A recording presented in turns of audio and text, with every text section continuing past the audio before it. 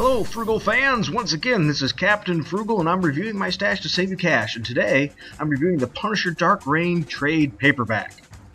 Alright, the Punisher Dark Reign trade contains issues of the Punisher 1 through 5. This was published November 18th of 2009. It was written by Rick Remender and illustrated by Jerome Opeña. Now, since this book is several years old, you can pick it up for a pretty good price. Digitally, for around $7.55, or on paper, I've seen it for $3.33 up to $17. So let's dive in and see, is it still worth getting? Well, issue 1, Frank tries to take out Norman with a high-tech sniper rifle. But after he shoots, the bullet is caught by none other than the Sentry. And the Sentry goes after Frank. And let's be honest, Frank is not a fool, and he plans his getaways. But even with that said, this is the Sentry. He's greatly overpowered. So throughout this, Frank doesn't get away unscathed. So he does get hurt a little bit. And even with his plan, he knew he still could possibly be caught, and he would have if it was not for a stranger that helped him get away. Which then brings us to issue 2. Well, Frank wakes up, and he meets the man that saved him, and his name is Henry, and he shows him that he has been monitoring the city. After some discussion, we see Frank breaking into an armory. Well, this armory is for selling illegal weapons on the black market. So with the help of Henry providing technical support virtually, he gets to work together with this guy now, sort of like a new version of Microchip, if you will.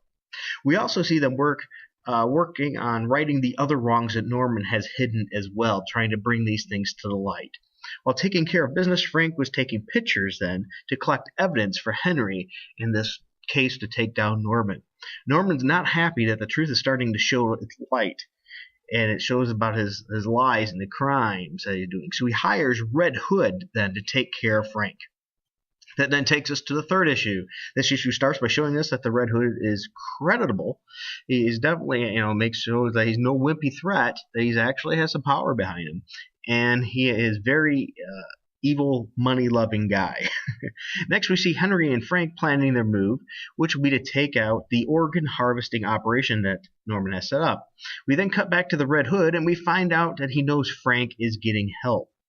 And he leaks information to set a trap then about that.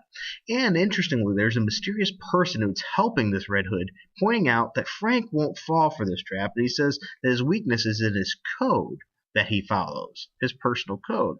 And the bad guys are showing that in this issue segment, showing the bad guys are planning as well.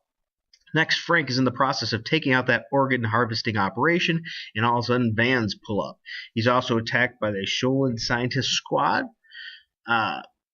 These are scientists that are martial artists as well. The vans that pulled up are SWAT, or at least they appear to be. But Frank is ready for them as much as he can because he always has contingencies planned to take care of it. Henry also helps guide Frank out of this situation, which, of course, with all this going on, is no easy task. Frank runs into a dead end in the sewers, too, and Henry finds out while doing some information that this SWAT team is not really a SWAT team. They're clearly Red Hood's men, and they're going to kill him. So they aren't going to take him in. The goal is to kill him, and that's the end of that segment. Which brings us to issue 4. In this issue, we find Frank took the whole Bravo team down, that SWAT team that really wasn't a SWAT team, and Charlie team was next to get taken out. He takes them out too as well, and Frank then calls a code Wheezy. And we find out what that means. We then we go to the Red Hood, where he's getting updated on his team's failure, as well as his casino earnings.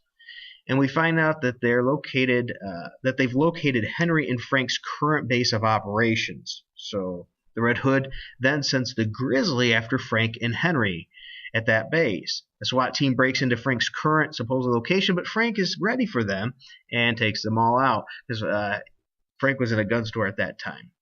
Now remember, and Henry is at the other current base of operations last time we checked. So that's where we cut back to the Grizzly, and we see him making his way to Henry's home when we find that the location was already abandoned with a bomb waiting for the Grizzly. We then cut to what appears to be a new temporary base of operations in a U-move, like a U-Haul truck. Henry voices his concern now that Red knows who he is to Frank. because Frank got out of that situation as well. And he also mentions, his home is gone too, so his whole life is really turned upside down. After a pep talk then from Frank, Henry tells him he's tracked the hacker that, found them and found the Red Hood's location then as well. So Henry tells him that the Red Hood is powerful and he has others with him that are very powerful and dangerous as well. But Frank lets Henry know that he noticed the Red Hood and his team's powers as well, and so he is going to be prepared, which he does. He takes extra materials and things with him to be prepared for this extra tough battle. We then cut to the Red Hood, and we find the mysterious helper is none other than Microchip, Frank Castle's former helper, which he's brought back from the dead. He informs the Hood that he let Henry track him as a trap. So remember, he said he ain't stupid. He's laying down his own thing. So he knows this ahead of time that the Punisher's coming. So they did that on purpose. Now that leads us to the last issue, issue 5 of this trade. This issue starts off with a prepaid pizza delivery to the Hood's base of operations. And of course we find that isn't what it's expected to be. The pizza was poisoned. And I think we can guess by who. None other than Frank. So next we see Frank Castle in the base doing what he does best. And he's brought some nice toys with him to get this job done. Then Frank makes his way to Microchip, and Microchip tells him why he is helping and what options he believes he has. It's a family situation. But Frank is not swayed by the offers to bring his family back. So he enters, to make a deal with this Red Hood. So Frank is not swayed by this, and so it enters into a situation, that's getting heated. And of course, we get some super-powered muscle brought in to take Frank out. But Frank was not unprepared. As we said, he even has option C. With that said, Mr. Hyde is one of the people that came at him, and he's a tough one. He's definitely a heavyweight. And Frank used some tech that he brought in to help as well from Henry to take this guy down. So virtually Henry's really helping him a lot here. Then Frank leaves the Hood's base in the style that, isn't Frank's style. In other words, he blows the building up. In this case was C4. We then see the results at the end of Frank's work on the news. And so does Norman, and he's not happy, clearly. He orders the Red Hood to get more people on the Frank problem. Next we see the Hoods getting more power from Dormammu in the form of raising more people from the dead as well as soldiers. So we know this is not the end of it for Frank. And that's the end of this trade. So let's look at the pros and cons. The pros. The story. It has a very good, exciting pace. It doesn't really get slowed down much. It's good all the way through, with lots of action. It's nice to see how Frank knows how to take on powerful beings like the Sentry.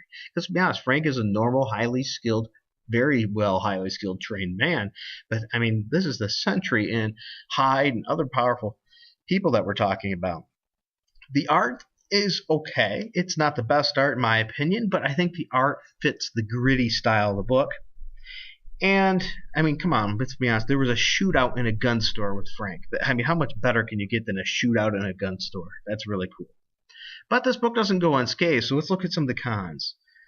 1, the book could provide more closure. It really leaves us wanting more, with seeing the new villains from the dead coming back up, and it makes you want to see what's going to happen. So you have to get other books for that. And tie-ins and stuff. I'm not a fan. I'd like the whole thing complete. Number 2, it is buried in another crossover event. This story is once again plagued by being in a crossover. Now, granted, this story wouldn't exist without that crossover. I'm not a big fan of multi-book crossovers that expand into many, many different books. It causes a lot of expense to read and understand a story. And number 3, it could have used a fight with the Red Hood and Frank. We never had that. Instead, we never got a major boss battle, really, unless you count Mr. Hyde. So, you're all ready for this big blowout battle, and it just didn't quite perform quite as high as you'd hoped. All right, with that said, let's look at the grade. This book is very good, but it does have some cons, but not enough cons to weigh it down heavily. So with that said, I give this book a B+. Definitely worth a read. I'd pick it up in trade or something if you can find it cheap, or at least check it out at the local library. $7.99. Heck, if you want to keep things on digital for yourself, it might be the way to go as well. So once again, B+, I think this book will be worth your time. Thanks again for watching, Frugal fans. If you enjoyed this, please help us spread the word by hitting like and subscribe.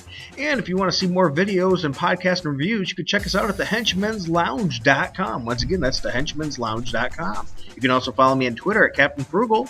And don't forget, until next time, keep it frugal.